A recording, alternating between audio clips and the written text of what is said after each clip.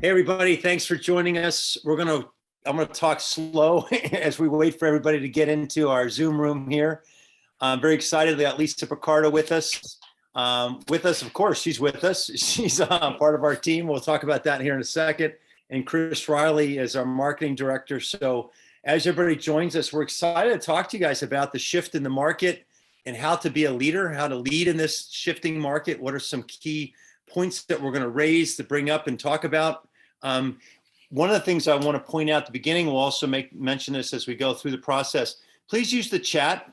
So feel free to put things in the chat if you have a question that you'd like to throw out to us. Depending on where we are in the presentation, we're going to go to that chat and answer questions. Chris, if you could monitor that for us as well, I greatly appreciate it. So with that, we can go ahead and grab the screen, Lisa. Let's go ahead and pull up the keynote. This is what we call a flash webinar. We give some real high level content, but we don't do it over a 2 hour, 3 hour, 1 hour period of time. We try to do it in a very condensed period of time because we know your time is extremely valuable. So with this, I'm going to do an agenda real quick, talk to an agenda. We're going to go into a keynote. What we start with, we want to hone in on, give you some insight, because some of you joining us don't know who we are. So we'll give you a little overview, a quick overview of who T360 is. Then we'll dive into this topic, leading in a shifting real estate market. I'll talk about some battle-tested, I'm just reading to you guys, but it's battle-tested things that we've experienced. I'm at 32 years in the industry, so I've kind of gone through ups and downs, both as an agent and as a leader. So we're going to share with you some battle-tested tips of how to work through these shifting markets, what's coming, and how to prepare for it so you guys can take full advantage. I kind of say you want to try to help you see around the next corner that's coming up.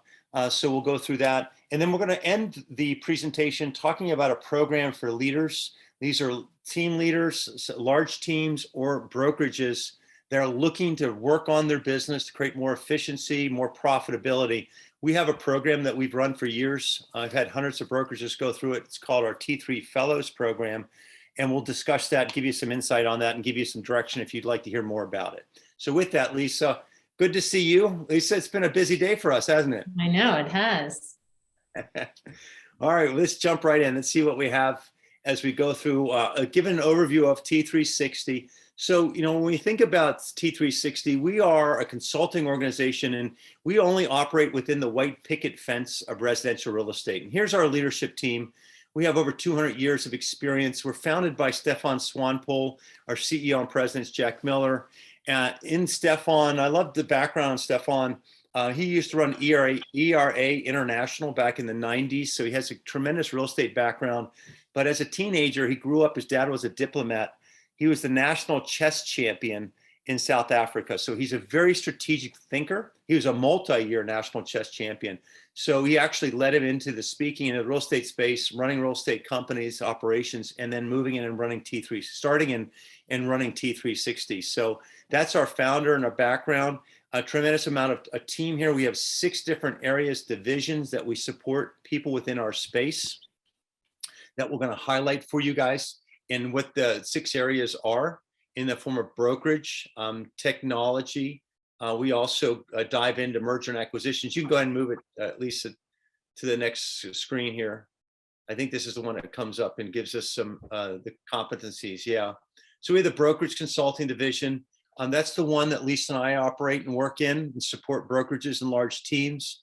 We have technology. One thing we did highlight for everybody is if you haven't been to t3techmarketplace.com, this is our public-facing website the tech group has put together. It has over 1,000 different products that are available through technology providers that you can evaluate. You can do a side-by-side comparison. So I encourage you to take a look at that.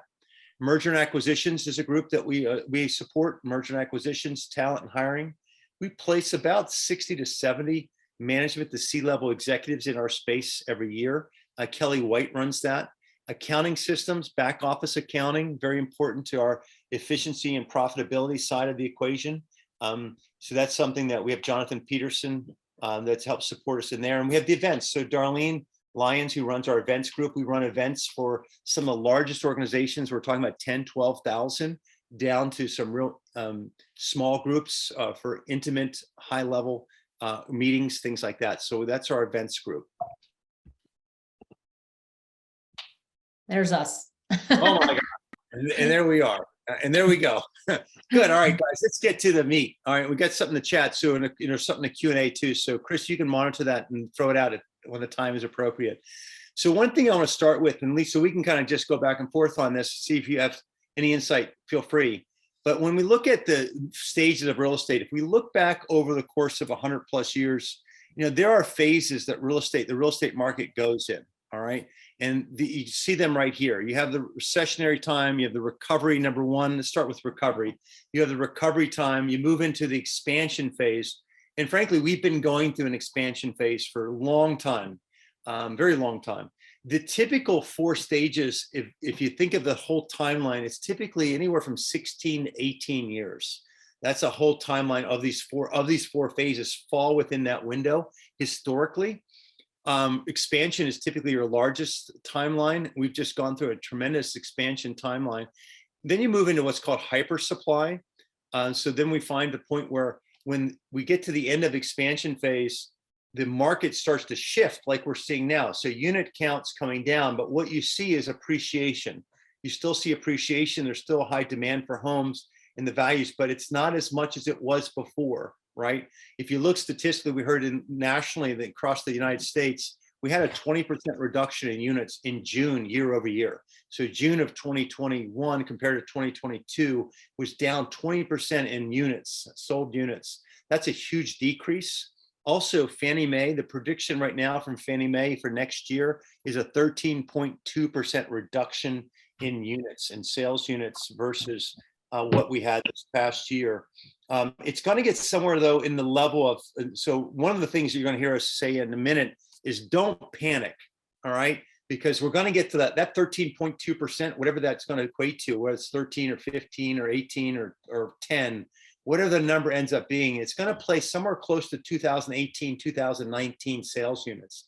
So it's not going back to 2009 or something like that. It's going back to another number that's something that's not too far in our distant past, not in our past, and something that you guys could evaluate. That said, I actually applaud you for being on this call, for thinking ahead, trying to look around the corner to help prepare you and your organization to take full advantage of any change. Because that's one of the things that we work with our clients on is, yes, shifts are coming in the market. They come all the time. It's really, you're living in a bubble if you think it's going to stay the same all the time. It's not. So as it changes, what are the things that you could do within your organization to take full advantage of it?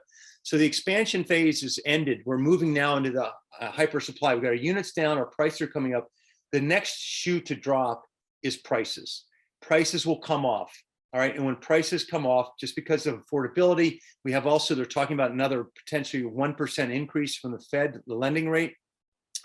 So you're seeing a ticking up of interest rates, a harder challenge. You're seeing inflationary pressures on the dollar, on the affordability for people in the market, buy things, not homes, but also gas and milk and eggs and things like that. So we're finding challenges, and that's what's going to end up hitting us in the price of homes. It's not going to be able to continue to appreciate the way we found.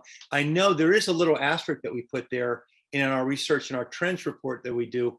And we talked about the housing supply, how there's such a shortage. So that's one of the asterisks that we'll talk about, that it's going to be interesting to see how that timeline plays to the price coming off into a higher percentage drop, because there is a supply shortage that's taking place really since the great housing recession back in 2007, 8, 9, and 10. So there's been a lot of non-building. A lot of builders did not build homes, and that inventory still remains slow. So this is going to be somewhat of a transition time frame. There's still like what, a 4 or 5 million home shortage. So it's interesting like that we're like sort of moving maybe from expansion to recession somehow. Between. Right. And it's kind of jump frog. And that's going to be interesting to see how this all plays out. Because one of the things too we find is the builders are starting to not acquire more property. Right now they start holding too. If the market starts shifting, they're going to stop building as much as they did in the past.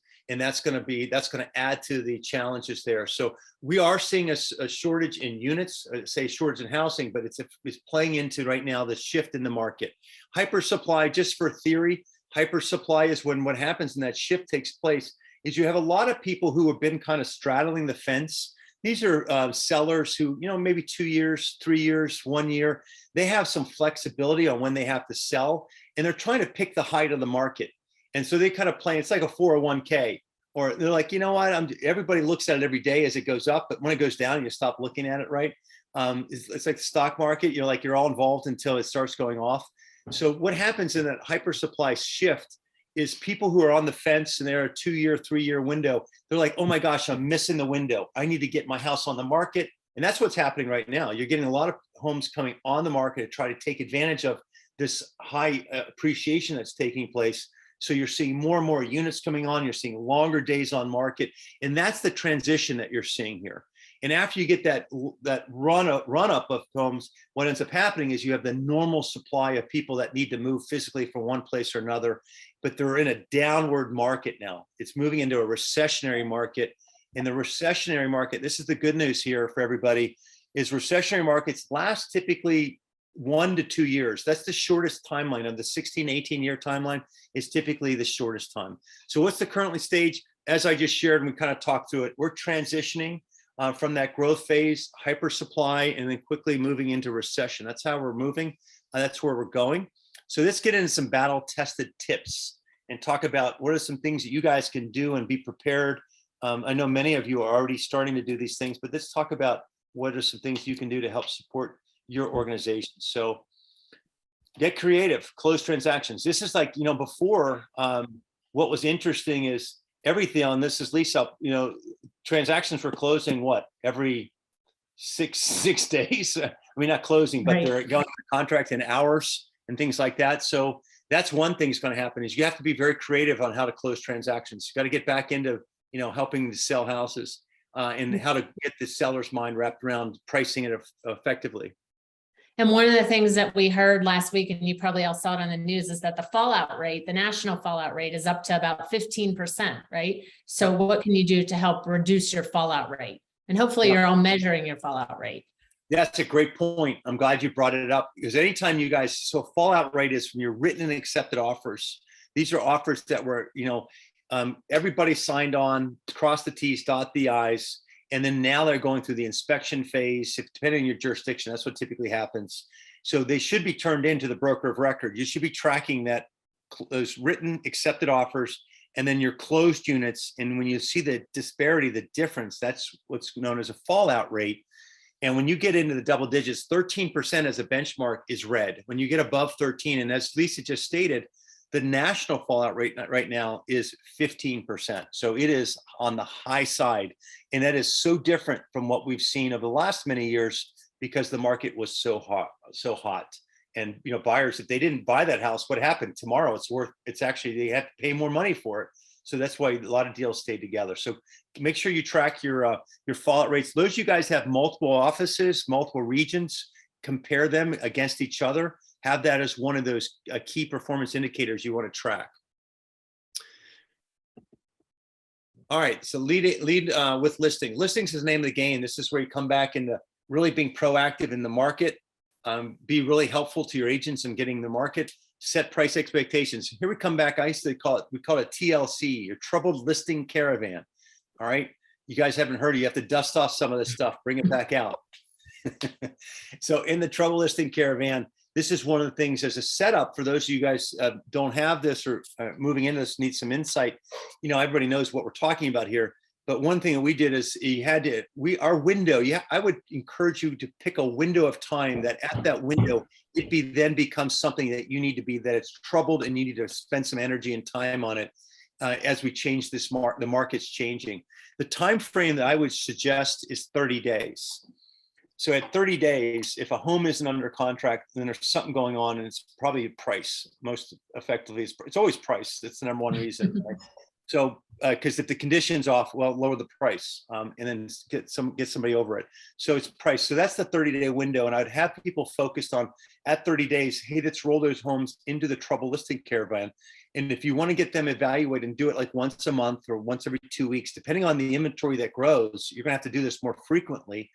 All right, you might start once a month. You might end up having to go once every 2 weeks, and maybe once a week, as if it continues to move in this process in this direction. But I would encourage you to get that started right now.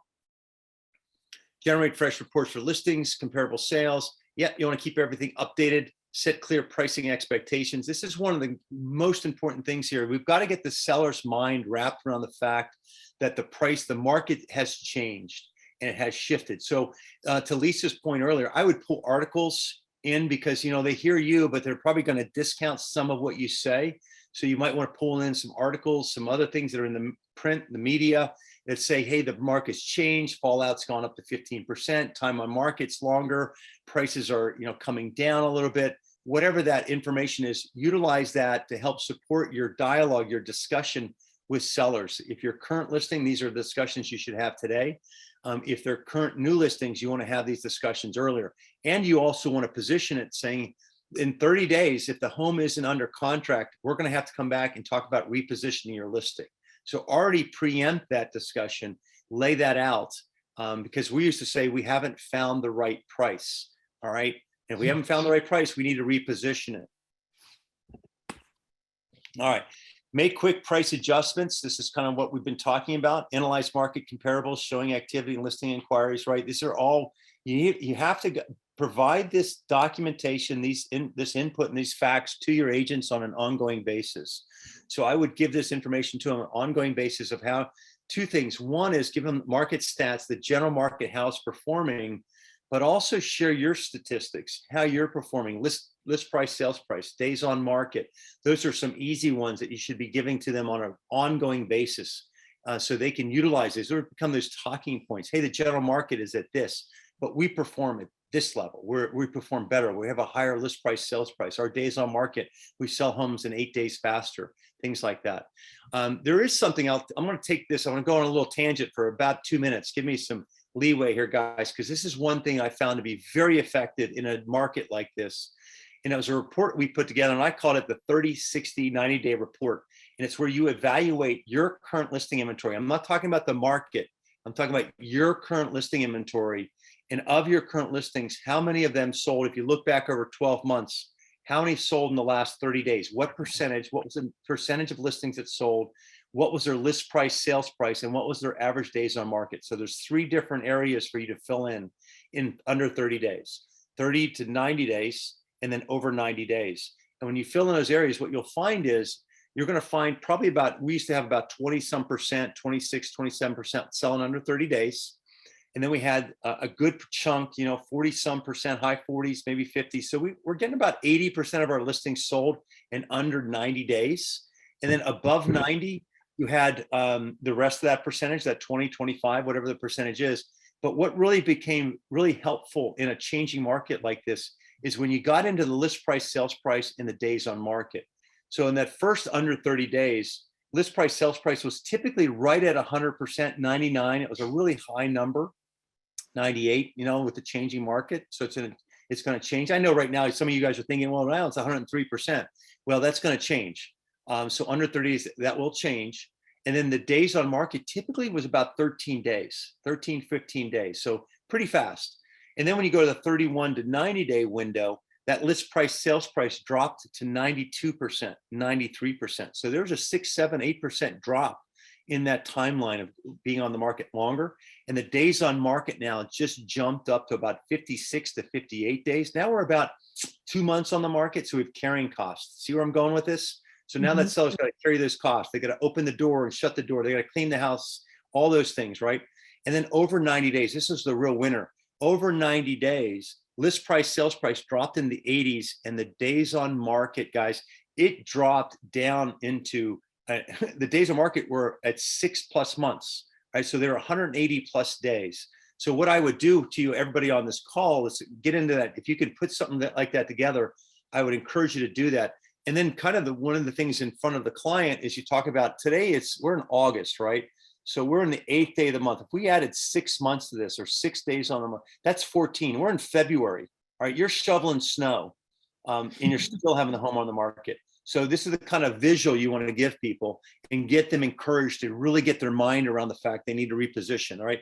And this is one thing, guys, you can't follow this. You need to lead this charge. Your agents are not going to, they're going to be so slow to this because it's been 12 years of a growing market. They're not in tune with this. You need to lead this charge. I just want to add on the last collect co-op feedback. I know everybody got away from doing broker opens because it was so busy, but one of the best things that I love to have my agents do is when you did an open house, you had this document, pros, cons, and estimated selling price, right? Doesn't have to say who, you have them fill it out, share it with the seller, and it's real-time feedback on what the market, the other agents in the market are thinking about their house. So setting realistic expectations.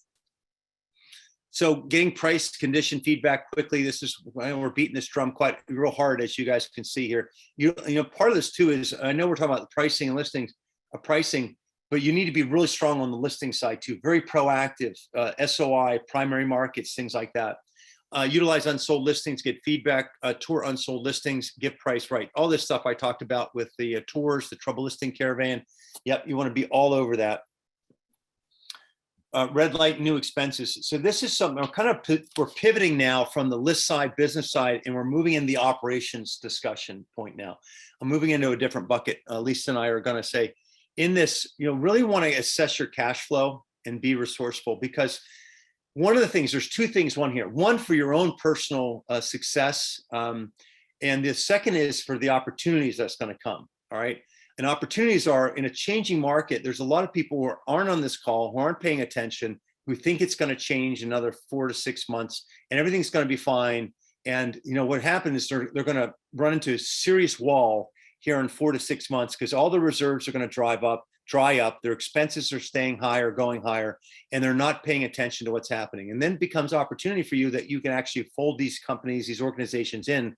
Sometimes we used to do this where we just take over the lease obligation just because they couldn't pay the lease anymore and they were running out of money. So there are new red light, new expenses. I'd freeze your expenses. So don't go into venturing out. We have froze our expenses too. We pay attention. When we say freeze, we're like, hey, let's see what happens. Let's see where we are. The next step is, if things continue, we might actually then go down in expenses. We might have to save some money. So one of the exercises we'd encourage you guys to do is look at your last 12 months production and say, okay, let's take that unit count and let's drop that unit count by 13.2%, right? Which is what Fannie Mae predicts. How does that affect our revenue and our profit? And then what are we going to do? Are we okay with that? And I wouldn't personally do that. I'd recommend then you go with our clients, we go to a 20% reduction, not 13, let's say 20. Let's say, you know what, it's actually worse than what they predict. What's a 20% reduction? And how do you prepare for that? What's the reduction in revenue? What's the reduction in my profit? What do I need to change? What do I need to do in my expenses? Then you start thinking about, what am I going to cut first? What am I cutting second and third if it goes that direction?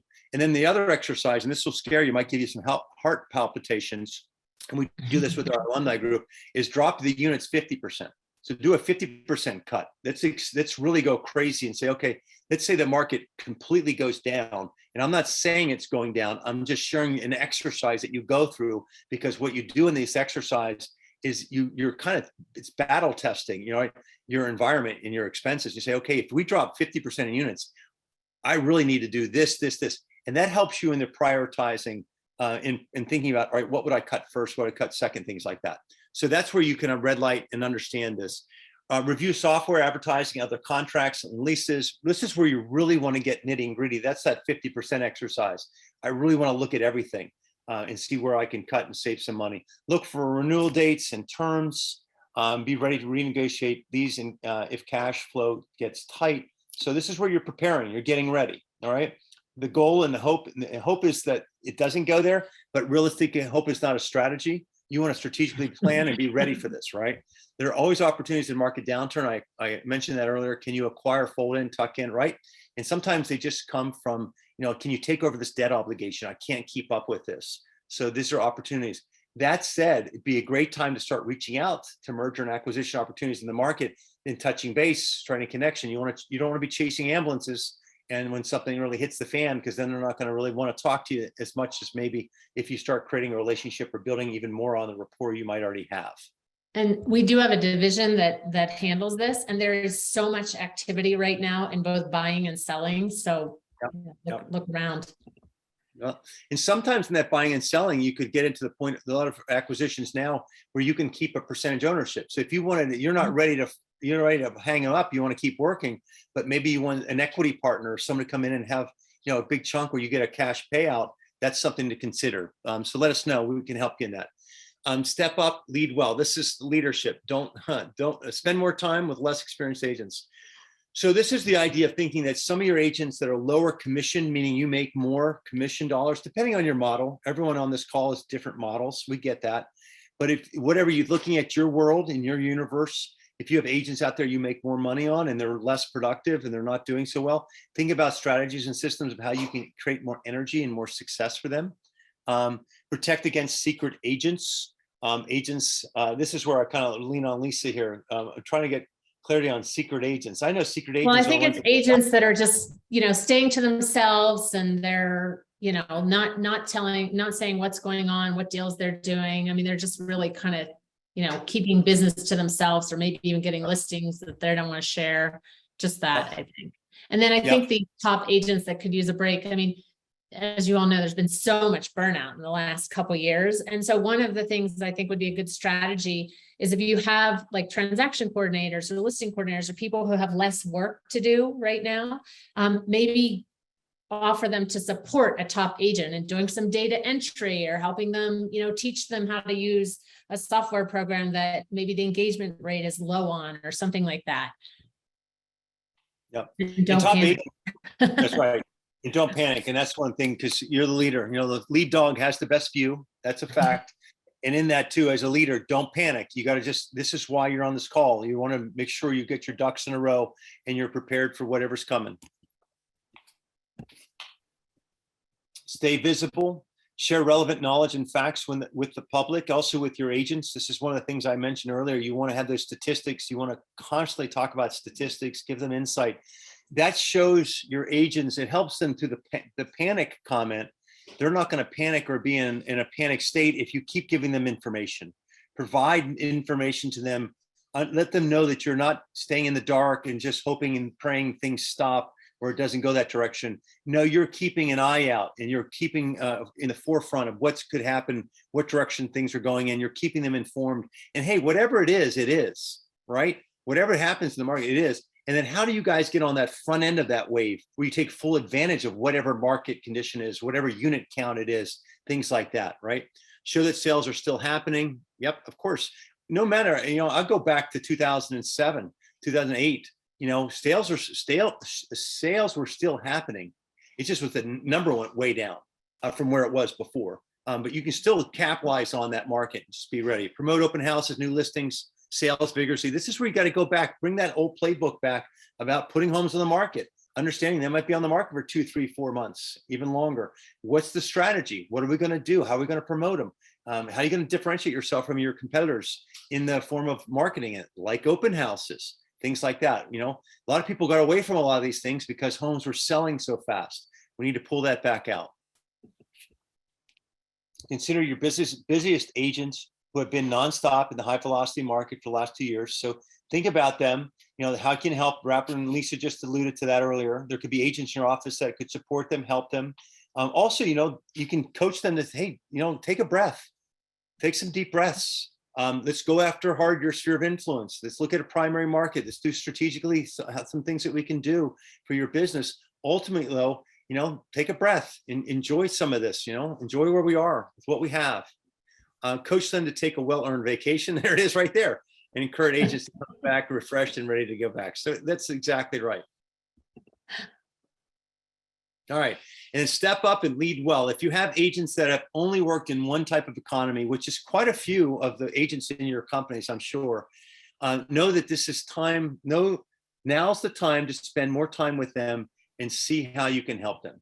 So this is where you get back into coaching, accountability meetings. I go big on accountability meetings. We can lay that out and encourage you to be an accountability partner with your agents. That's where you can help support them. That could be a weekly basis. It could be a bi-weekly, it could be monthly. I used to do that. It's interesting because the top agents are the one that took me up on going for accountability meetings. They wanted to be held accountable. They appreciated that. Some of them met with me weekly. Some were bi-weekly. Some were once a month. So it all depends on the agent. And what I would do in the accountability space, guys, is share. You get their insight of what they want, what you hold them accountable for, but then you give them what you're supposed to be working on. All right, like recruiting. I need to make this many face-to-face meetings this week, so on and so forth. And so you can give them have them hold you accountable to that. And I heard a stat last week, something about their number of agents that got licensed in the last 2 years and 5 years, like the vast majority will not even be in the business anymore, right? Mhm. So you don't want those to be your agents, but yeah, help them grow. Statistically, that's where it goes. Market shifts are constant. So this is kind of an overview, kind of recapping. So we talked about in the sales space, some tools and systems, a 30, 60, 90-day report, things like that. Also in the operations side, look at your expenses, freeze things, let's watch and see what's happening.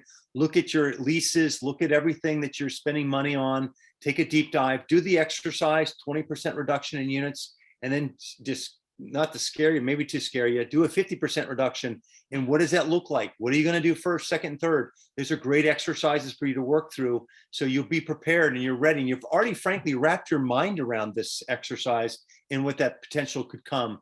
And then you're ready, you're prepared much more than anybody else. Keep communication lines open. This is where you want to constantly communicate with your agents, with your leaders. If you have multiple locations and offices and managers and leaders, you want to keep them informed of where you're going and the challenges. And then talk to your network, contact your agents, and be present. This is one of the things you really got to be present, because in changing times, they need to see leadership. You need to get out. And I'm a big break the bread person. So go out and break bread with your agents, spend time with them. It doesn't have to be an office environment, taking the lunch, taking the breakfast. Lunches and breakfasts are better than dinners, in my opinion, because they're less time. You can get in and get out. But you break bread, you spend time in a social setting. It's really the best place to spend time. And when you do that, make sure you have their numbers. Look at their numbers, understand where they are and how they're performing year over year. So you can go in there fully equipped with the latest of how they're performing, and how you can give some insight that you're paying attention to them and how you're there to support them. And then real estate leaders can find success and gain strength in a challenging market. This is an opportunity. So for everyone on this call, this is opportunity. It is knocking, because everybody, all boats were rising, right? And some are rising a little faster than others in this market the last 12 years. But now we have some turbulent seas and the market's coming down. And this is a great opportunity for you to capture more market share, for you to grow, and for you to strengthen your position. Right. Yeah, for sure. Chris, do we have a question so there might be something in the Q&A. Let me see here. Thanks. That is the correct site. Okay. That was something Chris gave out. Okay. All right, guys, we're going to pivot now. And one of the programs a program that we run it's an MBA style leadership program. One of the things in our space, there's really nothing specifically supporting, brokers, right? There's CRB and there's other things, right? I've gone through CRB and other programs. The Fellows program is built specifically for those who are running real estate companies, leaderships in the real estate space. So some of the largest teams in our industry have gone or going through this program with us. And some of the largest brokerages, all the way down to some small brokerages, have worked with us to improve their organization through a program called the Fellows program. And the Fellows program, it is basically 10 modules. We work through 10 key areas. Chris just put in the chat window our website. It'll highlight for you all the different levels that we go through in these areas. These modules are key working areas. You work with me and Lisa. We were the ones that work with you directly to support you. There's both one-on-one consulting and group masterminds and groups that work together. It is geographically exclusive. So when we get together, one of the great challenges you all have is the fact that you can't share with the broker down the street your challenges, right? Or you don't want to, and neither do they want to share with you, right? So this environment of the Fellows program is an environment of growth-minded broker owners and large team leaders that want to improve the operation, the effectiveness, the efficiency, and the profitability of their organizations. So it's run over a course of 12 months. And the reason why it's 12 months is if we could do it in a week, we would, but it's not going to happen in a week, guys. This is basically what happens at the end of this process. And during the course of this process, you as leaders will grow. Your leadership will grow, as well as I've got construction going on in my back behind me. So I apologize for any noise you might hear. So with that, your leader as a leader will grow and your organization is going to grow. And it's geographic exclusivity. So we don't want anybody in the same market. So you can feel free to talk about your challenges and also gave insight. We have 2 in-person annual retreats. We only run this program twice a year. The next time is next month. We're starting it next month. So if you have interest, we're going to give you a QR code. You can go look at details here. You can also email me directly at dean@t360. If you like. The great news about going to the website and filling out an application, it'll come to me, it'll come to Lisa. We would schedule a time with you and we would spend 30 minutes with you talking about your organization, giving you some insight, maybe some pointers, some insight into what's happening. We'd also share with you the Fellows Program, what that program's all about. And if you have interest, we'd answer all your questions and talk about next steps. All right, so with that, guys, that becomes our flash webinar. It's 1:36 here, so 36 minutes. Give you some information about what to do to prepare for the changing market, the shifting market. It is shifting, as we all know, and as we discussed, and as you guys see in your marketplace. If we can be of any help to you or support you in any way, reach out to us. Again, if you have interest in hearing more about the Fellows Program, go to t3fellows.com, or you could just email me directly at dean@t360. Or lisa.picardo@t360. Thanks, guys. I appreciate you joining us. Chris, thank you so much. Lisa, thanks so much. Bye. Really appreciate you guys. You guys all take care. Have a great day. Bye-bye.